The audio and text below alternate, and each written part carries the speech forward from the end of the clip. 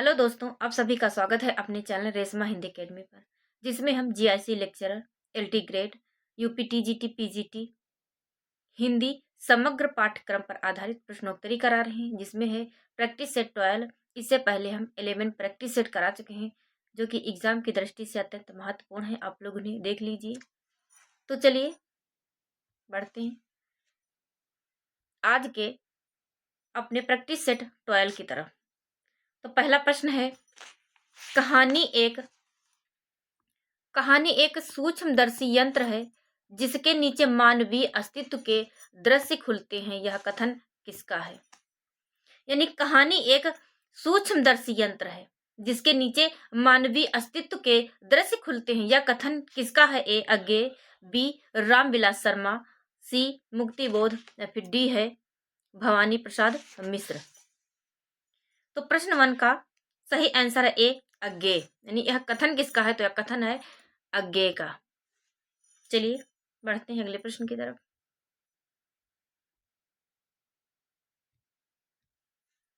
प्रश्न 2 है कि टूटने का सुख बहुत प्यारे बंधनों को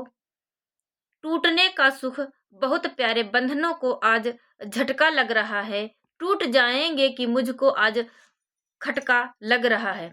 एक खा है खटका लग रहा है। यह पंक्ति किसकी है? यानी यह पंक्ति किस कवि की है? ए धर्मवीर भारती, बी रघुवीर सहाय, सी सर्वेश्वर दयाल सक्सेना, या फिर डी भवानी प्रसाद मिश्र। तो प्रश्न 2 का सही आंसर आप लोग कमेंट के माध्यम से कमेंट करिए और प्रश्नों के उत्तर दीजिए। तो प्रश्न 2 कह रहा है कि टूटने का सुख बहुत प्यारे बंधनों को आज झटका लग रहा है। टूट जाएंगे कि मुझको आज खटका लग रहा है। यह पंक्ति किस कवि की है? तो इसका सही आंसर है डी भवानी प्रसाद मिश्र की है। किसकी है? तो इसका सही आंसर है डी भवानी प्रसाद मिश्र की यह पंक्ति है। हमें इंपॉर्टेंट प्रश्नों को लेकर आए हैं जो कि एग्जाम की दृष्टि से अत्यंत महत्वपूर्ण है।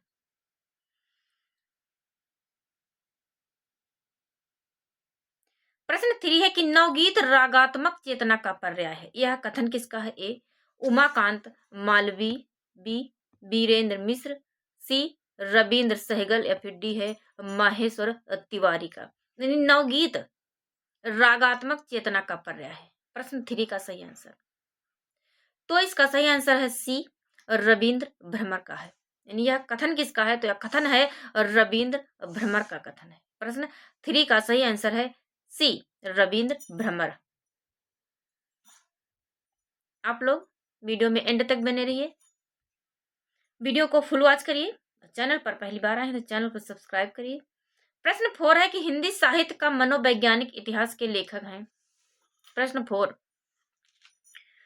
4 है कि हिंदी साहित्य का मनोवैज्ञानिक इतिहास के लेखक हैं। ए राहुल साकृत्यायन, बी डॉक्टर गणपति चंद्रगुप्त, सी हैं विश्वनाथ प्रसाद मिश्र, या फिर डी है रामस्वरूप चतुर्वेदी।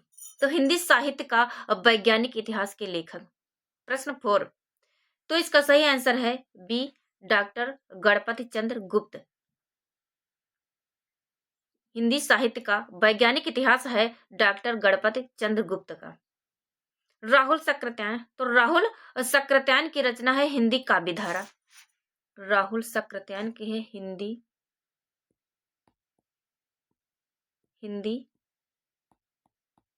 काव्यधारा।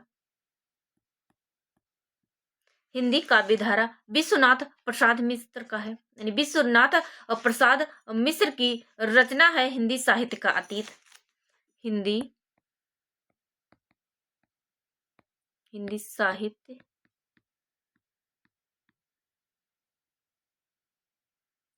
साहित्य का अतीत। फिर है रामस्वरूप चतुर्वेदी।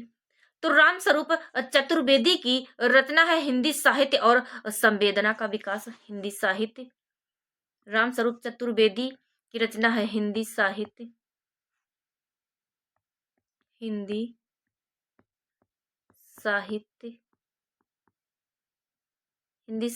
और संवेदना का विकास। हिंदी साहित्य और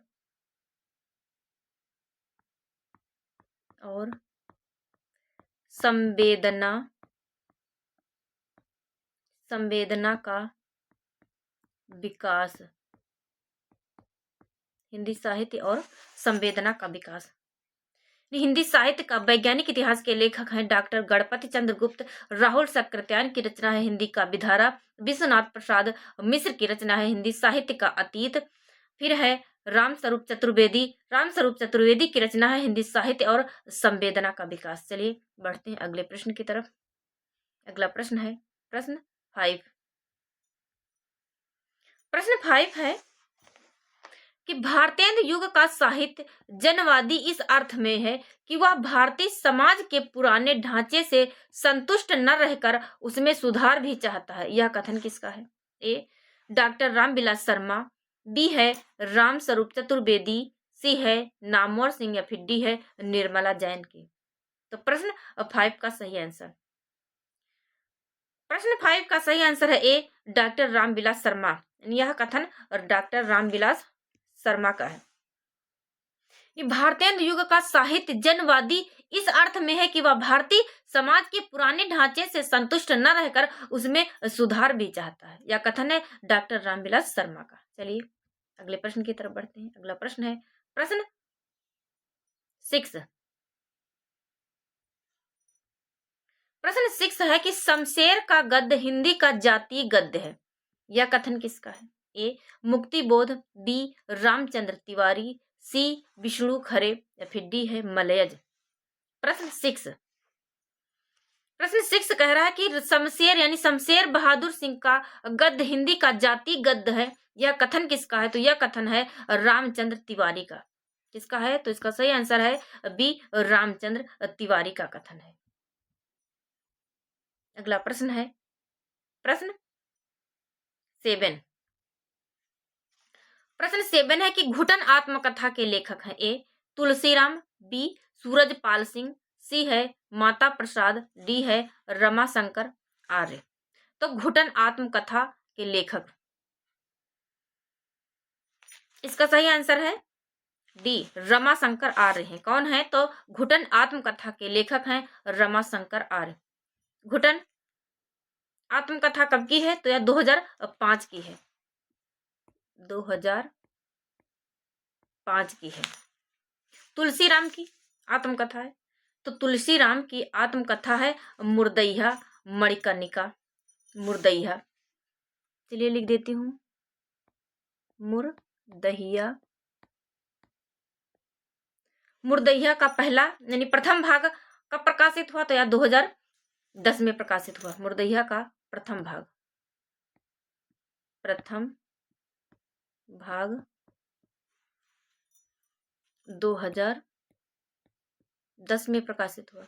इसका दूसरा भाग 2013 में प्रकाशित हुआ। कब? तो 2013 में प्रकाशित हुआ। तुलसीराम की एक और आत्मकथा है मणिकर्णिका। मणिकर्णिका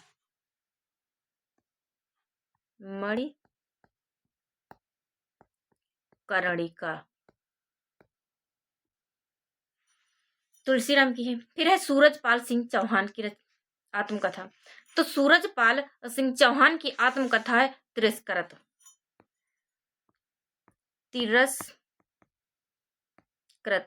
जो कि 2002 की रचना है। 2002 की रचना है। फिर है माता प्रसाद। तो माता प्रसाद की आत्मकथा है झोपड़ी से राजभवन। माता प्रसाद की आत्मकथा है झोपड़ी से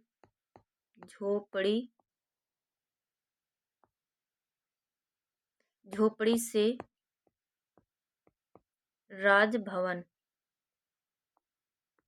झोपड़ी से राजभवन। इसका प्रकाशन वर्ष है 2002 की रचना है। तो चलिए बढ़ते हैं अगले प्रश्न की तरफ। अगला प्रश्न है प्रश्न 8। प्रश्न 8 है कि सूरदास की कविता में हम विश्वव्यापी राग सुनते हैं। यह राग मनुष्य के हृदय का सूक्ष्म उद्गार है। यह कथन किसका है? ए डॉक्टर रामविलास शर्मा, बी है आचार्य रामचंद्र शुक्ल, सी है डॉक्टर राम कुमार वर्मा, सी है राम स्वरूप चतुर्वेदी। तो सूरदास की कविता में हम विश्वव्यापी राग सुनते हैं। वह राग मनुष्य के हृदय का सूक्ष्म उद्गार है, यह कथन है। इसका सही आंसर है सी, डॉक्टर राम कुमार वर्मा का। यानी यह कथन किसका है? तो यह कथन है डॉक्टर राम कुमार शर्मा का। चलिए बढ़ते हैं अगले प्रश्न की तरफ। अगला प्रश्न है प्रश्न 9। प्रश्न 9 है कि यादों की बारात किसकी आत्मकथा है?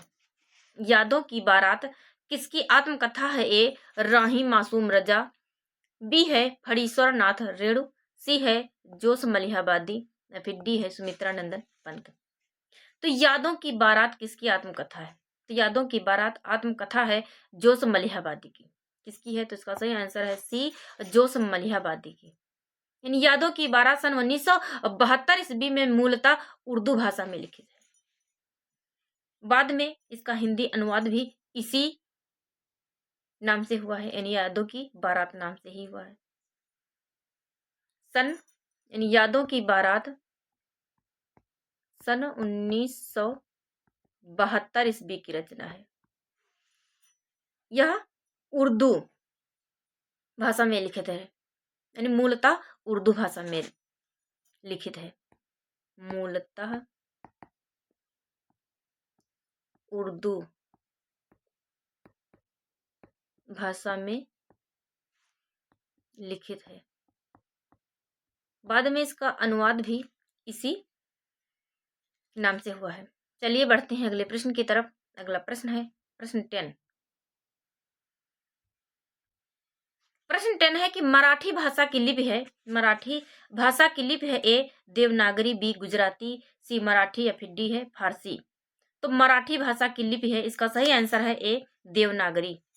क्या है? तो इसका सही आंसर है ए देवनागरी। यानी मराठी भाषा की जो लिपि है वह लिपि है देवनागरी। लिपि भाषा का एक लिखित रूप होता है। क्या होता है? तो लिपि भाषा का एक लिखित रूप है। इसके द्वारा मौखिक ध्वनियों को लिखकर प्रकट किया जाता है, यानी मौखिक जो ध्वनियां होती हैं उसे लिखकर प्रकट किया जाता है। भारतीय संविधान की 8वीं अनुसूची में 22 भाषाओं को शामिल किया गया है। कितनी भाषाओं को शामिल किया गया है? तो 22 भाषाओं को शामिल किया गया है। मराठी भाषा की लिपि है देवनागरी।